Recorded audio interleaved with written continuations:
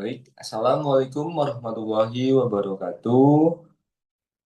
Kami dari kelompok 2 akan mempresentasikan materi tentang sifat batuan, khususnya dalam kaitannya dengan sistem panas bumi atau geotermal.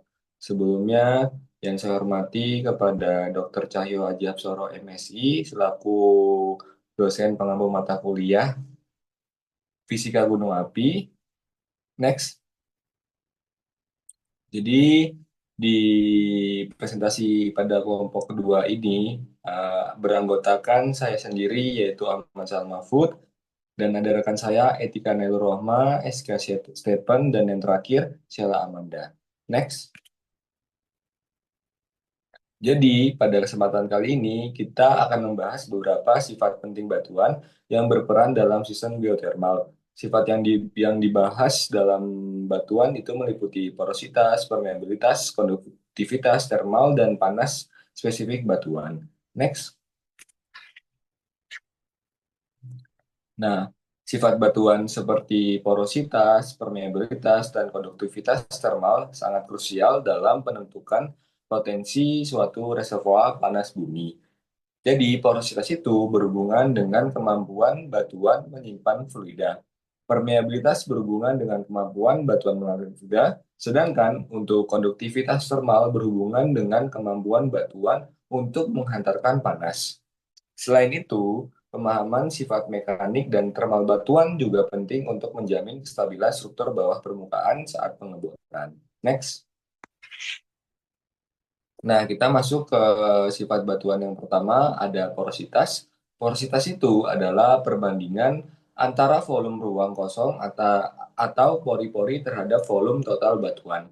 Jadi, secara sederhananya, porositas itu menunjukkan seberapa besar kemampuan batuan dalam menyimpan fluida seperti air, minyak, gas, atau fluida panas pada sistem geotermal.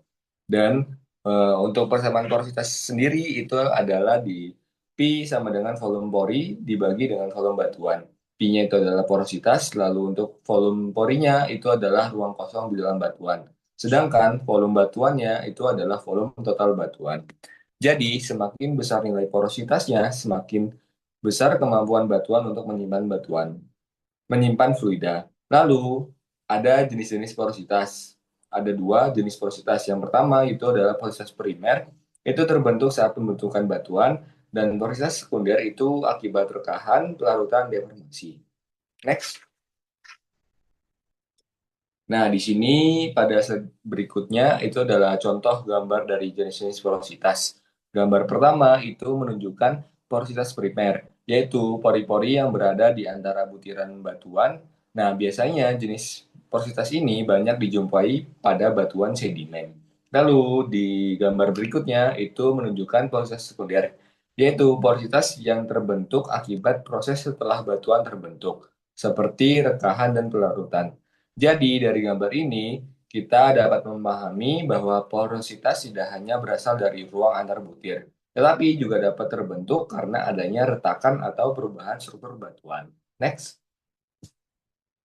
Lalu, ada faktor yang mempengaruhi porositas. Nah, faktor apa aja sih yang memengaruhi untuk porositas? Itu ada ukuran dan bentuk butir, sortasi, kompaksi, sementasi.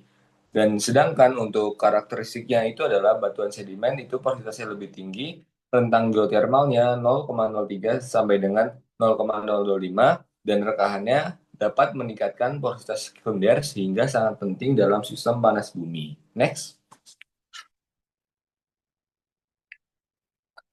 Lalu, porositas itu dapat diukur dengan dua metode, yaitu metode langsung dan tidak langsung.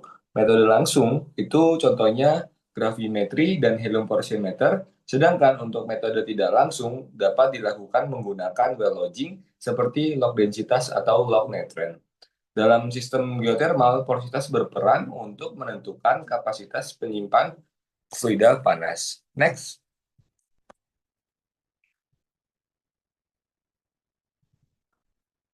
Nah, kita masuk ke pengukuran yang tadi saya sudah sebutkan, pengukuran langsung, yaitu pengukuran langsung gravimetri. Jadi, dalam pengukuran gravimetri itu dalam geofisika bisa disebut sebagai survei gaya berat. Metode ini dilakukan langsung di lapangan untuk mendeteksi variasi densitas batuan di bawah permukaan. Alat yang digunakan pada metode ini itu salah satunya adalah gravimeter Scientrex Sigi Sigi 6 seperti yang ditampilkan pada gambar yang terlihat pada slide. Nah, jadi prinsip dasarnya pada metode gravimetri itu mengukur variasi gaya berat yang dipengaruhi oleh perbedaan densitas batuan di bawah permukaan. Next.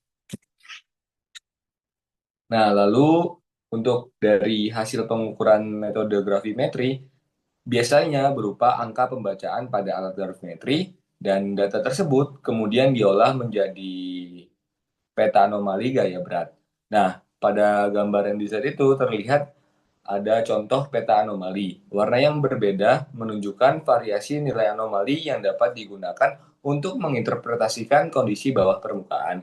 Daerah dengan anomali tertentu dapat menunjukkan adanya perbedaan densitas batuan, struktur geologi, atau kemungkinan zona reservoir. Next. Nah, kalau tadi kita sudah membahas pengukuran langsung, dan sekarang kita membahas mengenai pengukuran tidak langsung, yaitu metode well lodging. Jadi, sifat batuan itu bisa dapat kita ketahui melalui metode tidak langsung dengan salah satunya well lodging. Well lodging sendiri itu adalah metode untuk memetakan kondisi bawah permukaan berdasarkan sifat batuan. Prosesnya itu dilakukan dengan menurunkan alat atau alat ke bawah ke dalam lubang bor, kemudian alat tersebut ditarik kembali ke atas dengan kecepatan konstan sambil merekam data. Nah, pada di slide berikut itu ada contoh gambar mengenai alat yang digunakan untuk metode well lodging sendiri. Next. Nah, untuk dari hasil pengukuran well lodging itu berupa parameter fisik yang terekam dalam bentuk kurva log. Nah, data yang kita sudah dapatkan itu diolah melalui evaluasi formasi untuk mengetahui litologi, porositas, dan kandungan fluida di bawah permukaan. Selain itu, ada pun jenis-jenis pengukuran well lodging seperti log radioaktif, gamma ray, log densitas, dan log neutron, log listrik seperti log resistivitas dan spontaneous potensial. Next. Nah, di sini ada contoh hasil dari data pengukuran well lodging. Nah, yang gambar di sebelah kiri itu adalah contoh hasil data well lodging untuk sumur bor. Gambar kedua menunjukkan data well lodging untuk eksplorasi batu bara. Kurva-kurva pada data tersebut digunakan untuk menginterpretasikan kondisi bawah permukaan seperti jenis batuan, ketebalan lapisan, porositas, dan kemungkinan kandungan fluida. Next. Nah, jika kita sudah membahas porositas, selanjutnya kita membahas permeabilitas. Jadi, permeabilitas itu adalah kemampuan batuan untuk mengalirkan fluida melalui pori-porinya. Parameter ini dilambangkan dengan huruf K dan umumnya dinyatakan dalam satuan dersi atau milidersi. Dan pada permeabilitas sendiri itu ada persamaannya seperti pada slide tersebut. Permeabilitas tidak hanya ditentukan oleh jumlah pori, tetapi juga oleh ukuran pori, bentuk pori, dan keterhubungannya antar pori. Dan untuk jenis permeabilitas itu dibagi menjadi dua. Yang pertama intrinsik, itu hanya bergantung pada struktur batuan. Lalu yang kedua efektif, itu mempertimbangkan sifat fluida seperti viskositas dan densitas. Next. Nah, ada pun juga faktor yang mempengaruhi dari permeabilitas sendiri. Itu faktor yang pertama, orientasi struktur batuan, rekahan mikro dan makro, tekanan litostatik temperatur, dan riwayat deformasi. Nah, dalam praktiknya, permeabilitas sangat penting untuk eksplorasi dan produksi hidrokarbon dan dalam sistem geotermal, permeabilitas itu bisa menentukan kemampuan fluida panas untuk bergerak di dalam batuan. Next. Nah, kita masuk untuk metode pengukuran permeabilitas itu meliputi tiga metode utama.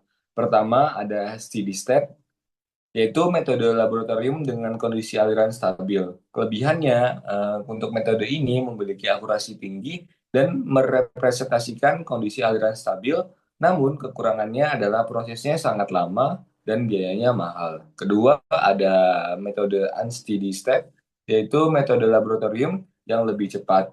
Metode ini cocok untuk sampel batuan ketat, namun analisis datanya lebih kompleks dan kurang akurat pada kondisi saturasi multifasa. Dan yang terakhir, sama yang sudah saya jelaskan, metode well logging, yaitu kelebihannya memberikan data kontinus sepanjang sumur dan hasilnya dapat diperoleh secara real time. Next. Lalu, kita masuk ke bagian konduktivitas termal. Apa sih konduktivitas termal itu? Konduktivitas termal itu adalah kemampuan batuan untuk menghantarkan panas. Sifat ini sangat penting dalam studi geotermal karena panas dari dalam bumi harus diantarkan melalui batuan menuju fluida reservoir. Faktor yang mempengaruhi konduktivitas termal antara lain komposisi mineral, porositas, kandungan air, dan struktur batuan. Next. Lalu di sini juga ada gambar mengenai contoh batuan konduktivitas tinggi dan rendah. Dan pada ada di sebelah kiri itu terlihat batuan granit dan kuarsit. Itu umumnya memiliki konduktivitas termal yang cukup baik karena tersusun atas mineral padat. Sementara di batuan berpori dan batuan pasir dapat memiliki konduktivitas yang lebih rendah, terutama jika porinya itu banyak berisi udara. Namun, apabila pori-porinya tersebut terisi air, si konduktivitas termalnya itu dapat meningkat karena airnya lebih baik menghantarkan panas dibandingkan udara. Next. Lalu kita masuk ke konduktivitas termal pada batuan berpori. Jadi konduktivitas termal itu dipengaruhi oleh suhu. Lalu pada batuan kristalin itu konduktivitas termalnya umumnya menurun ketika suhu meningkat. Dan pada batuan berpori, konduktivitas termalnya itu efektif merupakan gabungan dari beberapa komponen yaitu matriks padat, fluida pori, dan udara dalam pori. Dan untuk perhitungannya itu sering menggunakan model rata-rata geometrik atau pendekatan Maxwell-Eigen. Artinya, dari nilai konduktivitas termal batuan itu tidak hanya bergantung pada jenis mineral, tetapi juga pada isi pori batuan tersebut. Next. Nah, selanjutnya kita masuk ke panas spesifik batuan. Jadi, singkatnya panas spesifik batuan itu adalah jumlah energi panas yang dibutuhkan untuk menaikkan suhu satu satuan massa batuan sebesar 1 derajat Kelvin. Secara umum, nilai panas spesifik batuan itu berkisar 0,5 sampai dengan 1,0 kilojoule. Nah, nilai ini itu bisa bervariasi tergantung pada mineralogi dan kadar airnya. Dan untuk faktor-faktor yang memengaruhi panas spesifik batuan antara lain yaitu komposisi mineral, porositas, densitas, dan kandungan air. Next.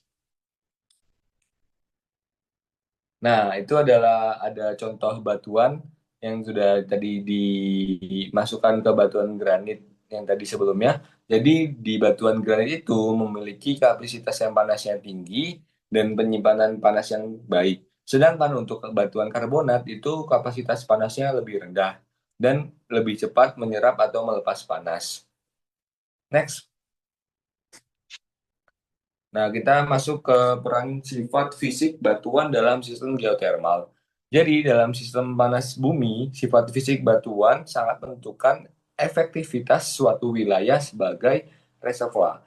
Batuan berperan sebagai media penyimpan energi panas dan sebagai penghantar panas melalui fluida. Jadi, si porositas itu menentukan kapasitas penyaluran fluida, lalu permeabilitas yaitu menentukan kemampuan aliran fluida, dan konduktivitas termal yang tadi sudah jelaskan itu untuk menentukan kemampuan menghantarkan panas, dan sedangkan sekarang untuk panas spesifik itu menentukan kemampuan batuan menyimpan energi panas. Nah, semua sifat ini saling berkaitan dalam menentukan kualitas reservoir geotermal. Next. Nah, untuk dari tadi yang sebelumnya kita membahas tentang peran sifat fisik. Nah, tapi pada kali ini itu lebih ke batuan vulkaniknya seperti andesite, basal, dan tuff. Batuan vulkaniknya itu sering ditemukan dalam sistem geotermal karena berkaitan dengan aktivitas magmatik dan panas bumi. Sistem geotermal itu biasanya terbentuk karena adanya rekahan alami yang menjadi jalur migrasi fluida panas. Selain itu, terdapat batuan penudung atau caprock yang bersifat impermeable. Nah, untuk fungsi dari caprock itu menjaga tekanan reservoir dan mencegah fluida panas keluar ke permukaan. Nah, dengan demikian, kombinasi antara batuan reservoir yang berpori dan permeable sumber panas, lalu fluidanya itu bisa sangat penting dalam membentukan sistem geotermal. Selanjutnya akan dijelaskan oleh rekan saya. Baik, saya selanjutnya saya akan membahas tentang fluida, yaitu khususnya dalam konteks sistem panas bumi. Nah, jadi fluida di sini itu bukan seperti air biasa, akan tetapi bisa berupa cairan, uap, atau campuran keduanya yang berada di bawah permukaan bumi. Nah, kenapa hal ini penting? Karena fluida itu menjadi media utama yang membawa panas dari dalam bumi ke permukaan bumi. Nah, fluida dalam sistem panas bumi itu memiliki peran yang sangat penting atau yang sangat krusial dalam sistem panas bumi, yaitu sebagai media transportasi eh, energi panas bumi. Nah, jadi panas dari batuan di dalam bumi itu tidak langsung sampai ke permukaan, akan tetapi dibawa oleh fluida ini. Nah, maka dari itu, fluida terbentuk karena adanya pemanasan oleh batuan panas di bawah permukaan. Bentuknya itu bisa berupa air cair, uap, atau campuran keduanya. Kondisi ini bergantung pada temperatur dan juga tekanan di reservoirnya itu bagaimana.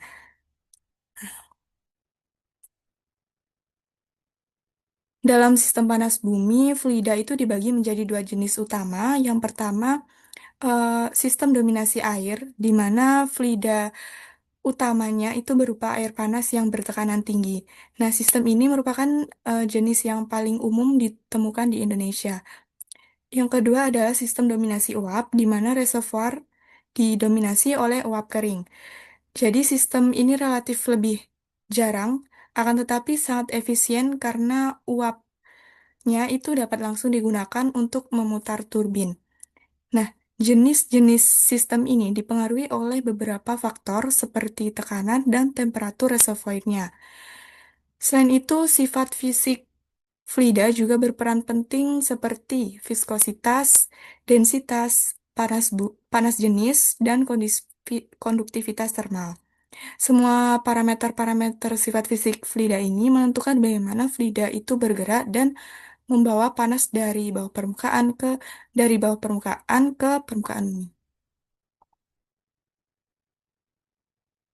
Selain sifat fisik, komposisi kimia fluida juga memiliki peran yang sangat penting karena fluida panas bumi itu umumnya mengandung gas non-condensable atau gas yang tidak mudah berubah menjadi cair, seperti karbon dioksida atau CO2 dan hidrogen sulfida atau H2S. Nah, adanya senyawa-senyawa ini dapat menyebabkan korosi pada pipa, separator, ataupun juga turbin. Nah, komposisi kimia juga mempengaruhi efisiensi pembangkit serta dampak lingkungan yang mungkin ditimbulkan. Nah, berdasarkan karakteristik fluida, teknologi pembangkit yang digunakan itu bisa berbeda.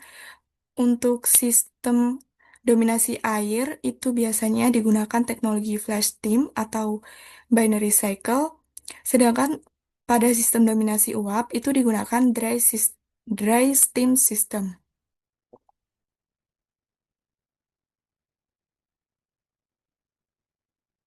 Fluida Selanjutnya adalah interaksi fluida dan batuan. Nah, fluida di sini tidak hanya mengalir, akan tetapi juga berinteraksi dengan batuan reservoir. Nah, interaksi ini bisa berupa pelarutan mineral dan pengendapan mineral. Dampaknya itu cukup besar karena bisa mengubah porositas dan permeabilitas reservoirnya. Artinya, kemampuan batuan untuk menyimpan dan mengalirkan fluida itu bisa berubah seiring waktu. Maka dari itu, penting untuk dilakukan karakterisasi fluida melalui pengambilan sampel, analisis laboratorium, dan interpretasi data geokimia maupun termodinamika. Yang selanjutnya kita akan membahas fluida satu fasa. Jadi, sistem fluida satu fasa ini merupakan jenis fluida yang hanya terdiri dari satu fase saja. Bisa berupa cair, gas, atau padat tanpa mengalami perubahan fase selama proses aliran. Nah, karena hanya terdiri dari satu fase saja, sistem ini bersifat homogen dan lebih mudah dianalisis dibandingkan dengan sistem dua fasa. Contoh dari fluida satu fasa ini adalah air dalam air dalam pipa yang bertekanan atau udara dalam saluran ventilasi.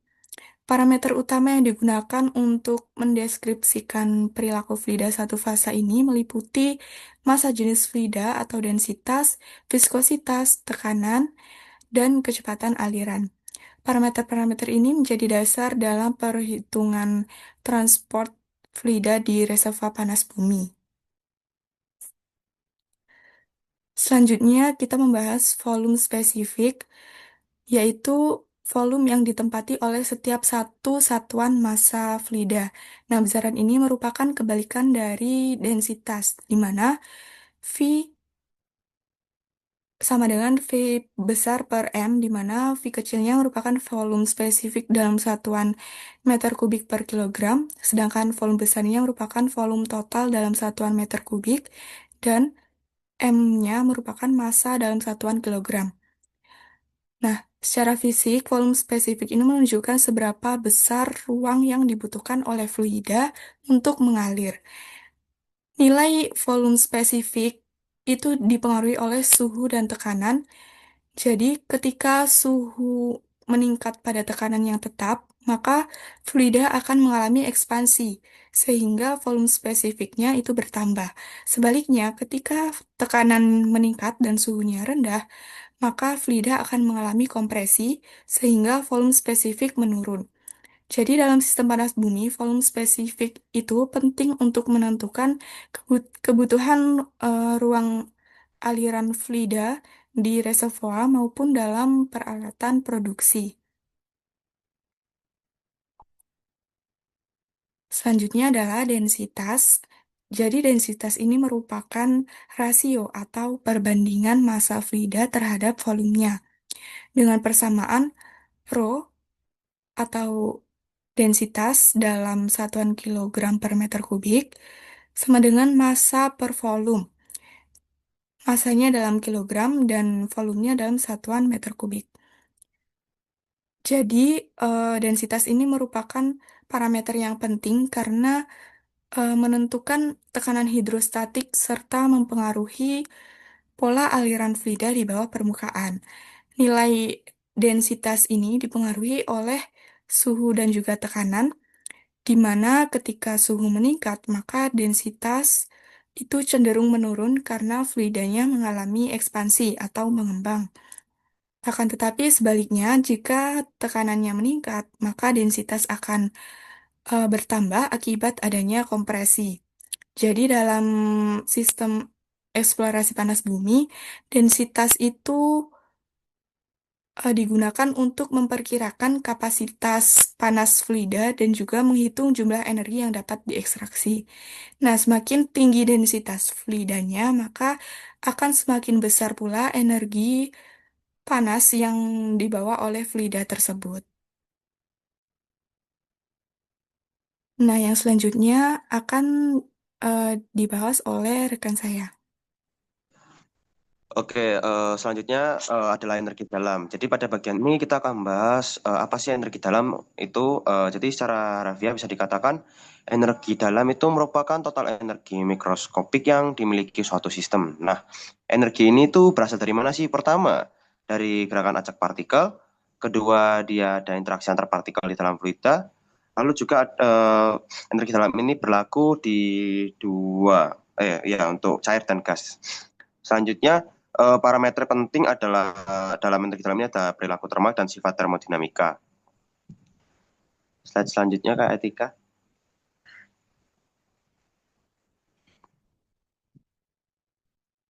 Oke, jadi dalam energi dalam ini ada beberapa komponen penting. Yang pertama ada energi translasi molekul, lalu ada energi rotasi molekul, ketiga ada energi vibrasi molekul, dan keempat ada energi akibat gaya intermolekuler. Yang tidak termasuk komponen itu adalah energi kinetik makroskopik sistem dan energi potensial gravitasi. Selain itu, energi dalam memiliki beberapa sifat, yaitu pertama merupakan fungsi keadaan, kedua bergantung pada suhu atau T besar dan volume atau suhu dan juga tekanan.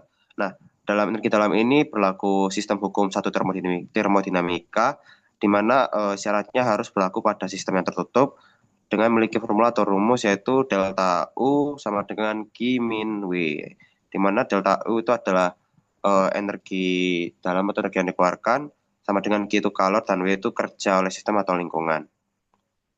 Selanjutnya Kak.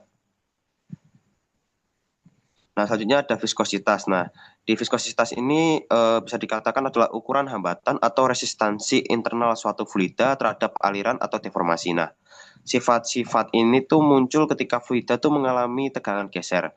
Viskositas sendiri itu berlaku pada fluida cair maupun gas dan menjadi parameter penting dalam karakterisasi fluida satu fasa.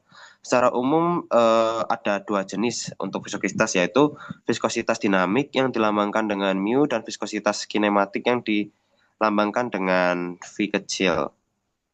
Next slide, Kak. Nah, hubungan antara viskositas dinamik dan kinematik dapat dinyatakan sebagai di mana nilai dari F itu adalah atau viskositas kinematik itu adalah mu adalah viskositas dinamik dan rho adalah densitas fluida. Nah, di sini tuh V sama dengan mu per P. Jadi bisa dikatakan nilai dari viskositas kinematik itu sama dengan nilai dari viskositas dinamik dikurangi oleh densitas fluidanya. Selanjutnya pengaruh suhu dan tekanan. Nah, viskositas ini tadi sudah dijelaskan hampir mirip dengan energi dalam, di mana dipengaruhi oleh suhu dan tekanan. Bagaimana sih respon viskositas terhadap suhu? Jadi ketika dalam fluida cair, viskositas itu akan mengalami penurunan saat suhunya itu meningkat, sedangkan pada saat di fluida gas, viskositas akan meningkat saat suhu meningkat. Nah, selanjutnya Kak. Lanjut ada entalpi. Oke, jadi entalpi itu merupakan salah satu sifat termodinamika yang penting, terutama dalam analisis fluida seperti pada sistem panas bumi. Entalpi sendiri itu didefinisikan sebagai jumlah energi dalam dan energi akibat tekanan dan volume.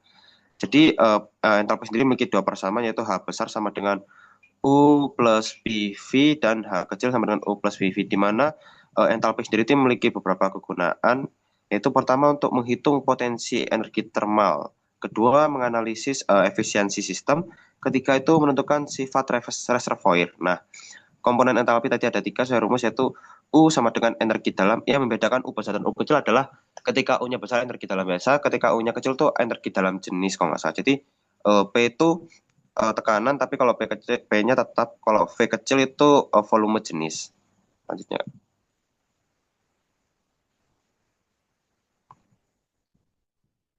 Oke, selanjutnya akan dijelaskan oleh rekan saya selanjutnya. Silahkan. Ini saya menjelaskan tentang entropi, di mana definisi entropi itu merupakan fungsi keadaan dalam termodinamika yang digunakan untuk menyatakan ketidakaturan atau suatu sistem, terutama ketika terjadi perpindahan panas. Artinya, semakin tidak teratur suatu sistem, maka nilai entropinya itu akan semakin besar. Selain itu, untuk proses yang bersifat reversibel, entropi dapat dinyatakan dalam bentuk persamaan yang menghubungkan antara perubahan panas dan suhu sistem yang dinyatakan delta V sama dengan integral dq ref per T, di mana dq ref merupakan panas yang ditransfer secara reversibel dan T merupakan suhu absolut. Next.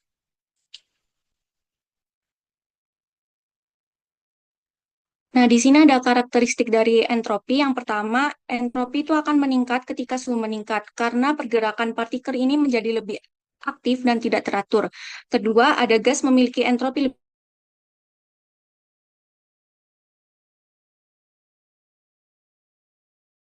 bebas sehingga tingkat ketidakaturannya itu lebih besar. Satu fase, nilai entropi ini itu dipengaruhi oleh tekanan dan temperatur.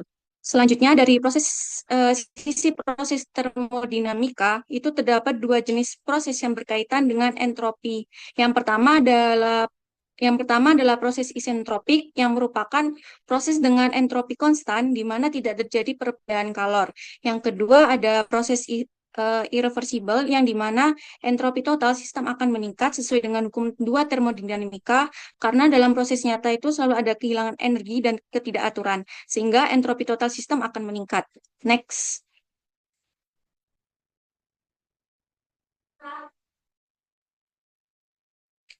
Selanjutnya ada peran entropi, khususnya dalam sistem energi seperti siklus Rankine, di mana entropi digunakan untuk menganalisis siklus energi, terutama untuk melihat perubahan energi dan efisiensi suatu sistem. Selain itu, entropi juga membantu dalam menentukan efisiensi sistem, di mana semakin besar perubahan entropi, maka sistem tersebut cenderung semakin tidak efisien karena banyak energi yang terbuang. Nah, bisa dilihat pada gambar di sebelah kanan, di mana titik 1 ke 2 itu merupakan fluida dalam bentuk cair akan dipompa sehingga tekanannya itu akan naik. Nah, proses ini tuh membutuhkan energi di mana ditunjukkan dengan wave pump. Kemudian perubahan entropinya itu relatif kecil karena masih dalam fase cair. Kemudian dari titik 2 ke 3 itu fluida akan dipanaskan dengan panas masuk hingga berubah menjadi uap. Di sini terjadi kenaikan entropi yang signifikan karena penambahan energi panas dan perubahan fasa. Kemudian dari titik 3 ke 4, itu uap akan bertekanan tinggi mengembang di turbin dan menghasilkan kerja. Nah, idealnya proses ini tuh isentropik, artinya entropi itu akan tetap, tetapi pada kondisi nyata bisa sedikit meningkat. Kemudian dari titik 4 kembali ke titik 1, di mana uap ini akan didinginkan dan melepaskan panas hingga kembali menjadi cair. Pada proses ini tuh entropi akan menurun karena energi itu akan dilepaskan ke lingkungan. Nah, dari siklus ini terlihat bahwa entropi itu sangat penting untuk memahami di mana energi itu akan bertambah, berkurang, dan seberapa efisien sistem bekerja, terutama dalam pembangkit listrik seperti geothermal. Next. Selanjutnya ada panas laten yang merupakan energi termal yang dibutuhkan suatu zat untuk mengalami perubahan fasa. Misalnya dari cair menjadi uap tanpa disertai perubahan suhu. Artinya, meskipun energi terus dibiarkan ke sistem, suhu zat itu akan tetap konstan karena energi itu akan digunakan untuk mengubah fase, bukan menaikkan temperatur.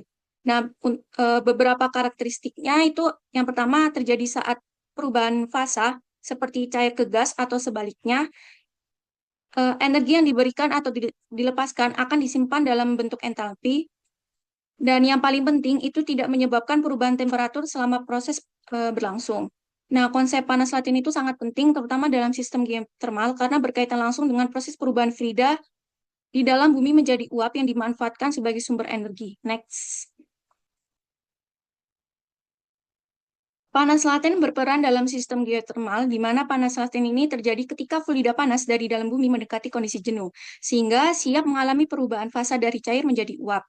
Proses ini tuh sangat penting karena uap yang dihasilkan itu nantinya akan digunakan untuk menggerakkan turbin dan menghasilkan energi listrik.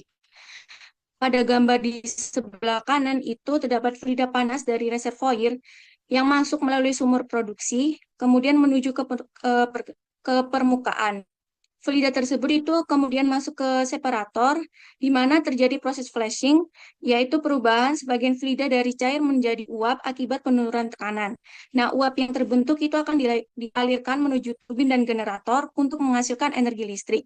Setelah melewati turbin, uap itu akan masuk ke kondensor dan didinginkan hingga kembali menjadi cair. Sambil melepaskan panas ke lingkungan, proses pendinginan ini itu dibantu oleh cooling tower yang mengatur sirkulasi air pendingin. Selanjutnya, fluida cair dipompa kembali menggunakan pompa dan dapat diinjekkan kembali ke dalam reservoir melalui sumber injeksi. Nah, pada flashing inilah gas laten berperan penting karena energi panas yang tersimpan itu akan digunakan untuk mengubah fase fluida tanpa perubahan suhu. Uap inilah yang menjadi sumber utama untuk menggerakkan turbin sehingga sangat menentukan efisiensi sistem geothermal. Next.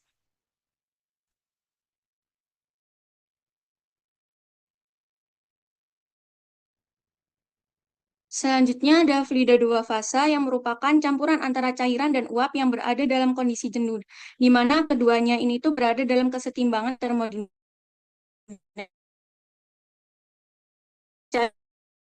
berubah secara dominan selama kondisi tekanan dan temperaturnya tetap. Nah, untuk mengetahui perbandingan antara jumlah uap dan cairan itu digunakan parameter yang disebut flux uap yang dapat dinyatakan dengan persamaan X sama dengan MV per MV plus ml, di mana MV itu merupakan massa uap, sedangkan ml itu merupakan massa cair. Nah, dari persamaan tersebut, jika X sama dengan 0, maka fluida itu akan seluruhnya menjadi cair. Jika X sama dengan 1, maka fluida itu akan seluruhnya menjadi uap. Next.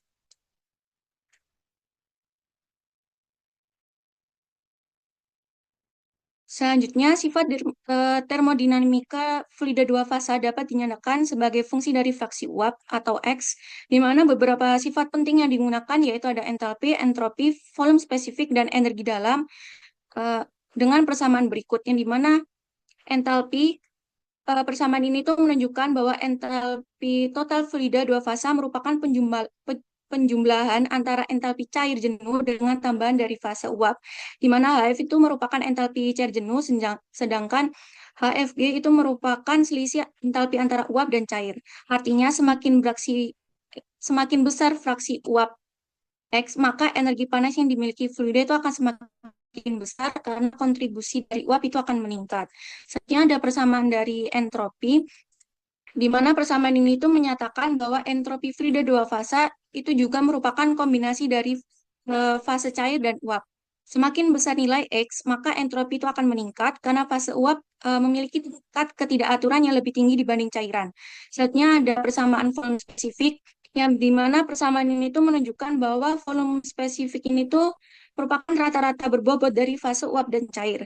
Karena volume uap jauh lebih besar dibanding cairan, maka sedikit saja kenaikan nilai X akan menyebabkan volume total meningkat signifikan. Yang terakhir ada persamaan energi dalam, di mana persamaan ini itu menjelaskan bahwa energi dalam fluida itu juga merupakan kombinasi dari energi fase cair dan uap. Nilainya itu akan bergantung pada fraksi uap, di mana semakin besar X, maka energi dalam fluida itu akan semakin dipengaruhi oleh fase uap. Nah, secara keseluruhan, semua persamaan ini itu menunjukkan bahwa sifat fluida dua fasa itu sangat bergantung pada fraksi uap, sehingga parameter ini tuh menjadi kunci dalam analisis sistem geothermal. Next. Selanjutnya, peran fluida dua fasa dalam sistem geothermal. Fluida dua fasa terbentuk ketika fluida panas dari dalam bumi itu mengalami penurunan tekanan, sehingga terjadi proses flashing, yang dimana perubahan dari cair menjadi campuran cair dan uap. Nah, uap yang dihasilkan ini tuh kemudian dimanfaatkan untuk menggerakkan turbin dalam pembangkit listrik. Selain itu, fraksi uap itu sangat berpengaruh terhadap efisiensi sistem, yang dimana semakin tinggi nilai X, artinya semakin banyak uap yang terbentuk, sehingga energi yang dapat dimanfaatkan juga semakin besar. Nah, pada gambar sebelah kanan, di mana sumbu vertikal itu menunjukkan temperatur, sedangkan sumbu horizontal menunjukkan entropi. Nah, bagian yang berbentuk kubah itu disebut daerah saturasi, yang dimana sebelah kiri adalah cair jenuh, sebelah kanan itu ada uap panas lanjut, dan di dalam kubah itu merupakan fluida dua fasa, di mana alurnya dari titik 1 ke 2 itu merupakan flashing, yaitu fluida dari kondisi cair bertekanan tinggi mengalami penurunan tekanan sehingga masuk ke daerah dosa. Di sini terjadi proses flashing, yaitu pembentukan uap secara tiba-tiba. Kemudian dari titik 2 ke titik 3, di mana campuran air dan uap itu